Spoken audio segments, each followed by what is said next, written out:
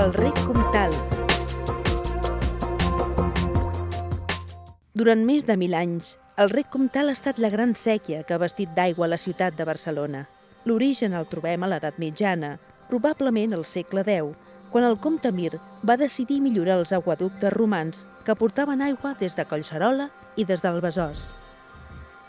Així va començar la construcció del rec, una gran infraestructura hidràulica que aprofitava l'antic aqüeducte romà de Montcada.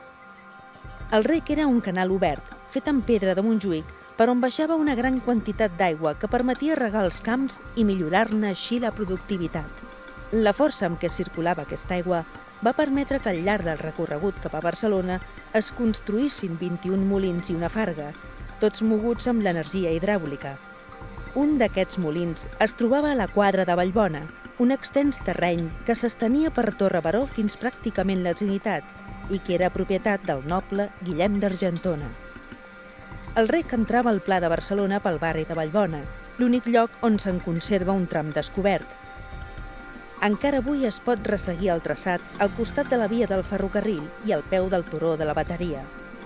A continuació, travessava els antics municipis de Sant Andreu i Sant Martí i arribava a la ciutat on el barri de Sant Pere era aprofitat pels oficis del ram tèxtil. Amb la urbanització de finals del segle XIX, la gran séquia va anar perdent importància. Per tot això encara va seguir regant les terres fins entrat al segle XX. En l'actualitat, la gent dels últims horts de la Ponderosa són els únics que encara aprofiten l'aigua del rec abans que la séquia desemboqui al Besòs. Disposen encara d'aquesta caseta de distribució d'aigua on es regula el cabdal que va parar als camps.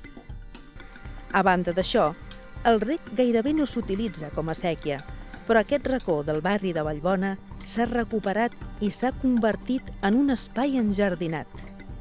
L'any 2015 es va remodelar i urbanitzar el camí que uneix Vallbona amb Montcada i Reixac.